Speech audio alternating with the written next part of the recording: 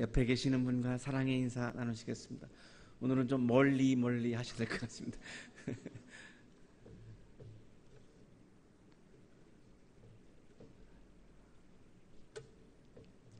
2013년에 MBC에서 여성 100대 100이라고 하는 그런 제목의 프로그램이 있었고, 며느리 시어머니 각 1000여 명을 대상으로 설문조사를 한 것을 이때 발표를 했습니다. 며느리가 시어머니에게 가장 많이 하는 거짓말입니다. 5위, 저도 어머님 같은 시어머니 될래요. 4위, 전화 드렸는데 안 계시더라고요. 3위, 어머니가 한 음식이 제일 맛있어요. 2위, 용돈 적게 드려 죄송해요. 다음에는 많이 드릴게요. 1위, 어머님 벌써 가시게요? 며칠 더 계시다 가세요가 1위였습니다. 이번에 시어머니가 며느리에게 가장 많이 한 거짓말입니다. 5위, 좀 더 자라. 아침은 내가 할 테니. 4위, 내가 며느리 땐 그보다 더한 것도 했다. 3위, 내가 얼른 죽어야지. 2위, 생일상은 뭘 그냥 대충 먹자구나. 1위, 아가야 난 널 딸처럼 생각한단다. 1위입니다. 명절이라고 하는 것은 굉장히 기쁘고 또 축제고, 싸우면서 축제를 할 수는 없죠. 정말 오늘 조금 전에 우리가 찬양한 것처럼 사랑하고 용서하고 거기서 이렇게 축제가 있고 잔치가 있는데, 추석이라는 명절도 사실 굉장히 잔치이고 축제입니다. 근데 참 이 정도 되면 참 기쁨이 없는, 축제가 없는, 잔치가 없는 명절도 가능하겠구나, 이런 생각을 하게 됩니다. 하비 콕스는 하버드대 교수이고 그리고 목사님입니다. 뉴욕타임즈에서 20세기 최고의 신학자, 사회학자로 그렇게 선정했던 그런 분이고, 한국에 여러 번 오셔서 또한 강연을 하기도 했습니다. 이분이 1971년에 바보제라고 하는 책을 써서 발표를 했는데, 인간은 축제를 즐기는 존재다라고 그렇게 이야기합니다. 인용합니다. 인간이란 그 본성으로 미루어 볼 때 노동을 하고 사색을 하는 생물일 뿐만 아니라 노래와 춤과 기도와 설화와 경축의 행위를 가지고 있는 존재이다. 인간은 호모 페스티브스이다. 축제를 하지 않는다면 그것은 인간의 본질이 아니다. 인간은 물론 노동도 하지만 또한 동시에 축제를 해야만 가장 인간다울 수 있고 인간다운 삶을 살아갈 수 있다라고 하면서 축제와 잔치를 굉장히 강조했습니다. 오늘 성서일과로 우리가 받고 있는 이 에스더서는 유대인들의 축제, 잔치, 명절 중에 하나인 부림절의 유래를 우리에게 말씀해 주고 있고, 이 에스더서는 소설 형식으로 되어 있기 때문에 이렇게 한 군데를 참 잘라서 읽기가 매우 어렵습니다. 10장으로 되어 있는데 이 10장을 통째로 다 읽어야만 가능한 그런 본문이어서 설교자가 참 이 본문을 받으면 참 난감하고 매우 어려운 또한 성경이기도 합니다. 히브리어 성서는 이름이 타낙입니다. 우리는 이렇게 바이블, 성서 이렇게 번역이 되어 있습니다만 원래 히브리어 성서의 제목은 타낙인데, 이 타에서 T는 토라의 앞글자고, 낙, 느비임의 N, 그리고 케투빔의 K, 이걸 따서 세자를 따서, 히브리어는 원래 모음이 없기 때문에 이걸 A를 그냥 넣어서 타낙이라고 이렇게 불렀습니다. 히브리어 성서의 순서는 그래서 오경, 예언서, 성문서 이런 순서로 되어 있죠. 맨 마지막이 이제 성문서인데, 우리가 지지난주부터 지금 잠언이라고 하는 지혜서를 읽었고, 지난주에 신약 성경의 지혜문학이라고 할 수 있는 야고보서를 읽었고, 지금 우리가 지혜서를 계속 읽고 있는데요. 역시 지금 이 에스더서도 지혜서의 맨 마지막 다섯 두루마기라고 하는데요. 다섯 두루마기 중에서 맨 마지막에 위치해 있는 그러한 성경입니다. 그래서 오늘 이 에스더서는 물론 여성 신학자들은 여성의 관점에서 읽기도 물론 합니다만, 지혜의 관점에서 먼저 읽어야 이 본문을 우리가 정확하게 읽을 수 있을 것 같습니다. 그래서 우리가 지난주에 지혜는 두 가지가 있다고 우리가 야고보서 읽었죠. 하늘에서 오는 지혜, 땅에 속한 지혜.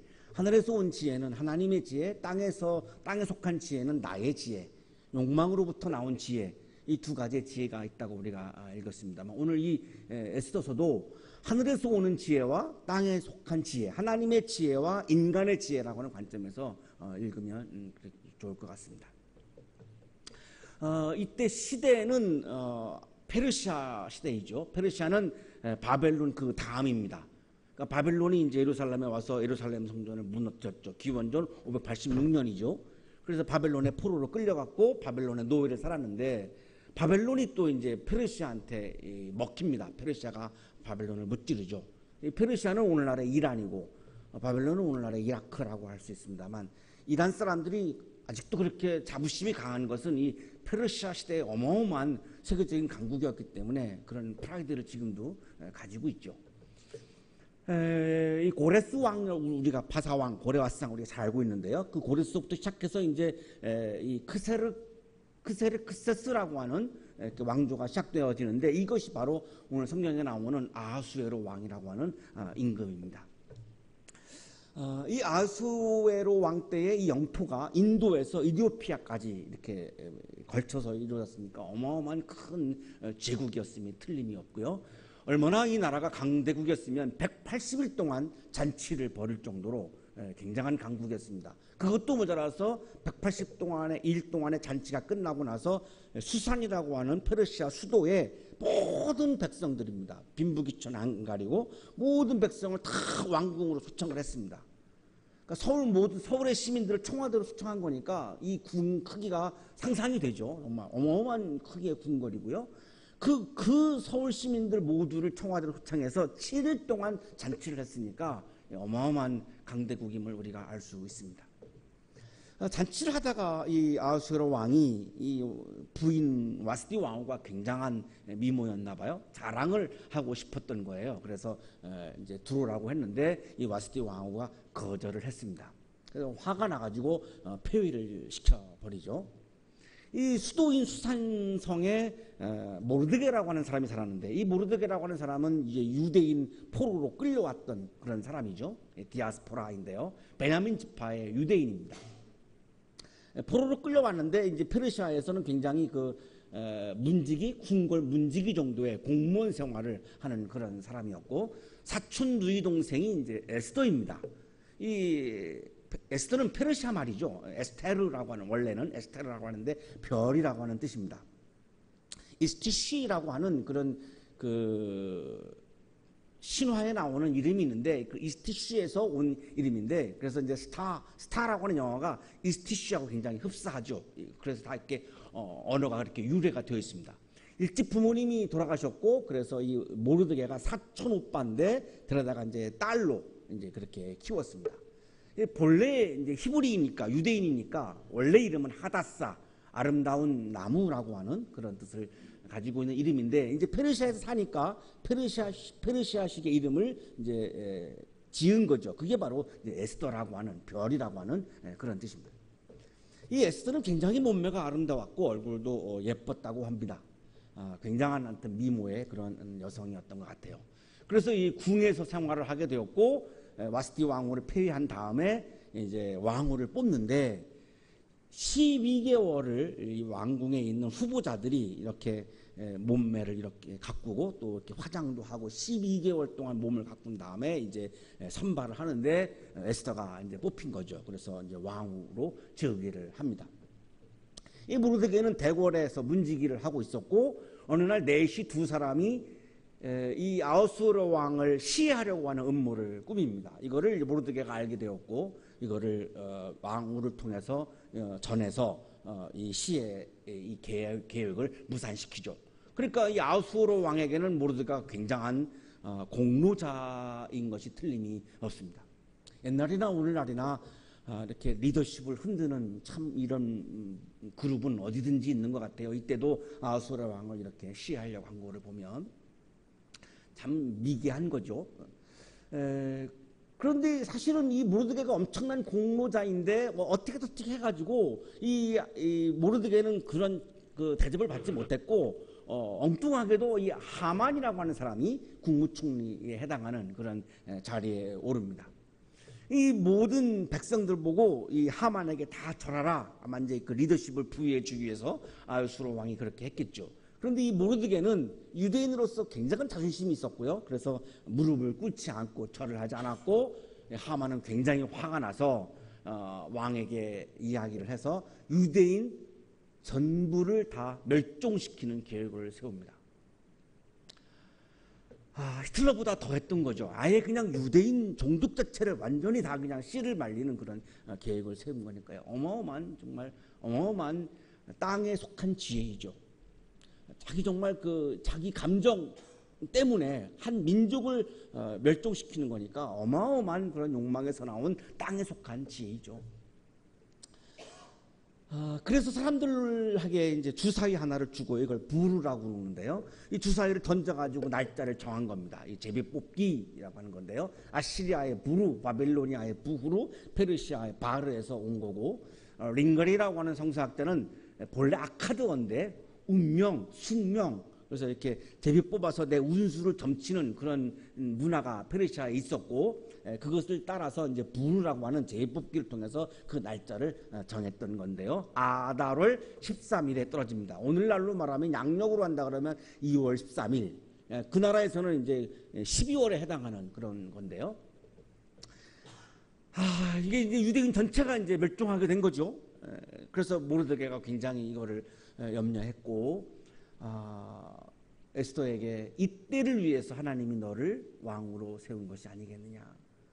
민족을 구원하는 일에 네가 나서고 헌신해야 되지 않겠는가라고 하는 이야기를 합니다. 문제는 그 당시의 법이 왕이 부르지 않으면 왕후도 어떤 누구도 갈 수가 없습니다. 불러야 갈 수 있지 자기가 그냥 자기 임의대로 왕 앞에 갈 수가 없는 겁니다. 그러면 사형입니다. 그게 법입니다. 그러니까 갈 수가 없는 거죠. 이다못해 에스더가 이제 결단을 합니다. 내가 죽더라도 이 민족을 구원하기 위해서 내가 할 수 있는 일은 마지막까지 해야 하지 않겠는가. 그래서 모르드게에게 얘기해서 모든 유대인들이 3일 동안 금식하게 하고 자기도 금식을 하고, 자, 드디어 이제 왕 앞에 나가죠. 이 에스더 4장 16절이 아주 유명한 구절이죠. 그렇게 하고 난 다음에는 법을 어기고서라도 내가 임금님께 나아가겠습니다. 그러다가 죽으면 죽으렵니다. 죽으면 죽으리다. 굉장히 우리가 잘 알고 있는 가세르 아바드티라고 하는 히브리어입니다만, 내가 죽으면 죽지 뭐. 민족의 구원을 위해서 자기의 모든 것을 이렇게 던진 거죠. 이것이 바로 하늘에서 온 지혜이죠. 하만이 품었던 지혜는 자기 감정 때문에 온 민족을, 유대인들을 죽이려고 하는 땅에 속한 지혜였다면, 민족의 구원을 위해서 자기를 던지고 있는 에스더는 하늘에서 온 지혜를 붙잡았던 사람이죠. 그 결과가 어떻게 되는지가 굉장히 중요한 거죠. 하늘에 속한 지혜를 붙잡은 사람과 땅에 속한 지혜를 붙잡은 사람의 결과가 지금 굉장히 우리들에게는 중요한 것입니다. 또 하나는 에스더서에는 하나님이라고 하는 용어가 나오지 않습니다. 한마디도 나오지 않습니다. 그 이유는 민족을 구원하려고 하는 이 마음을 신앙으로 승화한 성서이기 때문에 그렇습니다. 민족을 구원하는 것 그 자체가 신앙이라고 그들은 그렇게 고백했던 겁니다. 자, 드디어 에스더는 왕에게 자기가 연회를 베풀 것이고, 그때 하만도 초청하겠다고 얘기를 했고, 드디어 왕과 하만이 에스더가 준비한 향연에 드디어 참여를 했습니다. 둘째 날에 술을 마시면서 왕이 묻습니다. 당신의 간청이 무엇이요? 내가 다 들어주겠소. 나라의 절반이라도 떼어주겠소. 부인을 굉장히 많이 사랑했던 것 같아요. 임금님, 나의 목숨을 살려주십시오. 이것이 나의 간청입니다. 나의 결애를 살려주십시오. 이것이 나의 소청입니다. 그동안은 자기가 유대인인 것을 드러내지 않았었는데, 지금 7장 3절에 와서 처음으로 잔치의 자리에서 에스더가 자기가 유대인임을 지금 털어놓고 있는 어마어마한 지금 발언을 하고 있는 거죠. 나도 유대인이기 때문에 지금 하만 때문에 다 죽게 되었고, 우리 결의 모두가 다 죽게 되었는데, 이 나를 살려주시고 우리 민족을 살려주시는 것이, 이것이 나의 간청이고 이것이 나의 소청입니다. 그 자가 누구요? 그 자가 누구요? 그 원수는 바로 하만입니다. 왕이 아주 대노를 했습니다. 이때의 내시 가운데 하르보나라고 하는 내시가, 이 하만이 자기 집에다가 23m짜리 장대를 세워놓고 왕을 죽이려고 했던 그 음모를 공개해서 왕을 지켜줬던 모르드게를 죽이려고 지금 자기 집에 23m짜리 장대를 세웠습니다 라고 하는 것을 알려주었고, 그래서 이 아하수에로 왕이 그 장대에다가 하만을 매달아라고 명령을 내리죠. 드디어 하만은 처형이 됩니다. 그때서야 아하수에로 왕이 분노가 가라앉습니다. 하늘에서 오는 지혜를 붙잡은 사람과 땅에 속한 지혜를 붙잡은 사람이 극명하게 지금 갈리고 있죠. 하만은 어마어마한 권력을 누리다가 이렇게 최후를 맞이했고 죽음 위기까지 코너에까지 몰렸던 에스더, 유대인들은 다시 지금 구원을 얻게 되는 어마어마한 그런 극명한 차이를 보여주고 있습니다. 이 모든 사실들을 모르드게가 샅샅이 기록을 했습니다. 그리고 아하수에로 왕이 다스리는 모든 지방에 있는 유대인들에게 그 글을 다 보냅니다. 그래서 아달월 14일과 15일 그 날이 부림 제비 뽑겠던 것이 13일이고요. 그래서 살아난 것을 기념하기 위해서 14일, 15일 이틀 동안 이 이틀을 명절로 정한 것입니다. 이 명절이 바로 부림절입니다.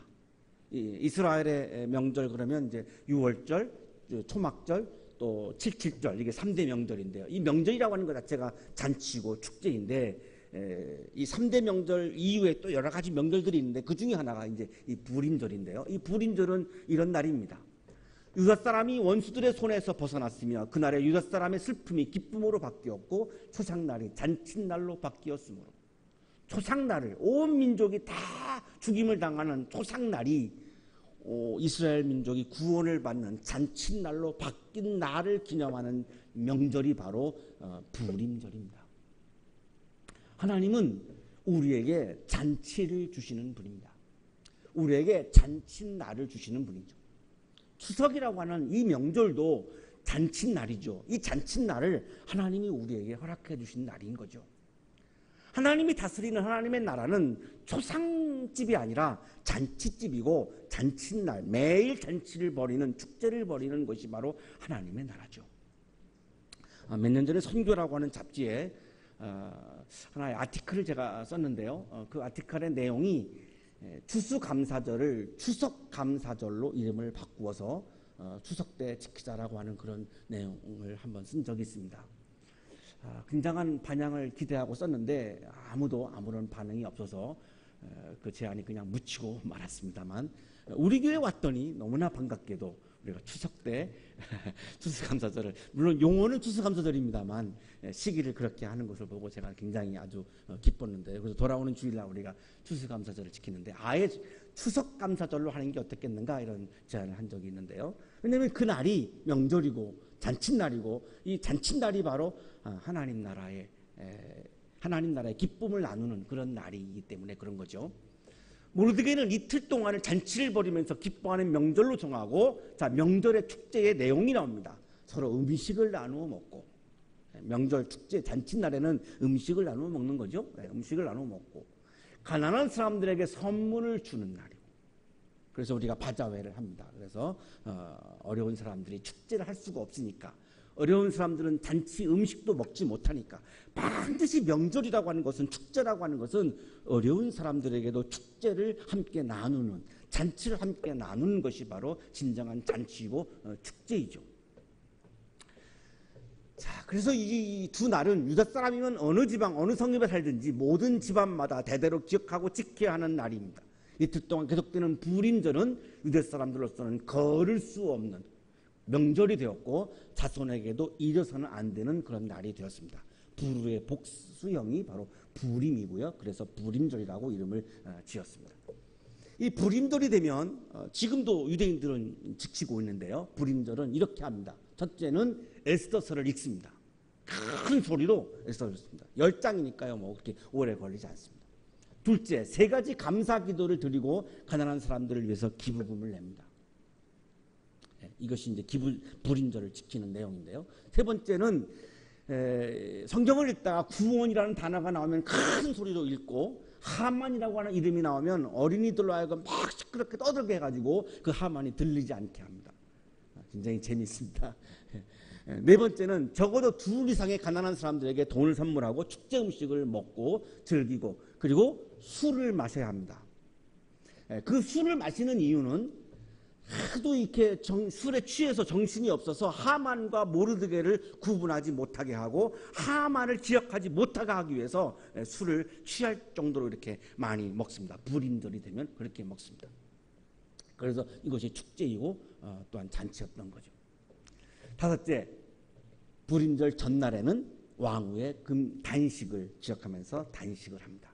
단식을 하고 나서 그 다음에 굉장한 축제를 벌이는 거죠. 하나님은 우리에게 축제와 잔치를 주시는 분이고 그 잔치와 축제는 하늘에서 오는 지혜, 하나님의 지혜를 붙잡은 사람들에게 주시는 하나님 나라의 잔치이고, 땅에 속한 지혜, 욕망의 지혜, 나의 지혜를 붙잡고 사는 사람들에게는 그 잔치와 축제가 오지 않습니다. 그래서 명절이 되어도 추석이 되어도 잔치가 있는 사람은 하나님의 지혜를 붙잡은 사람이고, 잔치가 없는 사람은 나의 지혜를 붙잡았기 때문이죠. 추석 명절을 맞이해서 우리 한양대학교 식구들 모두가, 또한 우리 한양대학교 가족 모두가 나의 지혜를 내려놓고 하나님의 지혜를 붙잡아서 잔치를 벌이고 잔치를 누리는, 하나님 나라의 기쁨을 누리는 명절이 되시기를 주님의 이름으로 축복합니다. 기도드리겠습니다. 거룩하신 하나님, 추석 명절을 주셔서 감사합니다. 불임절이라고 하는 명절을 통해서 하나님 나라의 기쁨과 잔치를 유대인들에게 허락하셨던 하나님, 우리 한민족에게도 추석 명절을 맞이해서 우리 모든 국민에게 잔치와 축제와 하나님 나라의 기쁨을 부어 주시옵소서.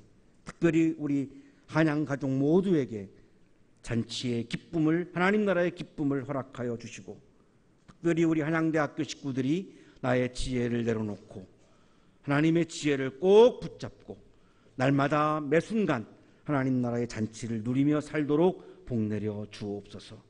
예수 그리스도의 이름으로 기도하옵나이다. 아멘.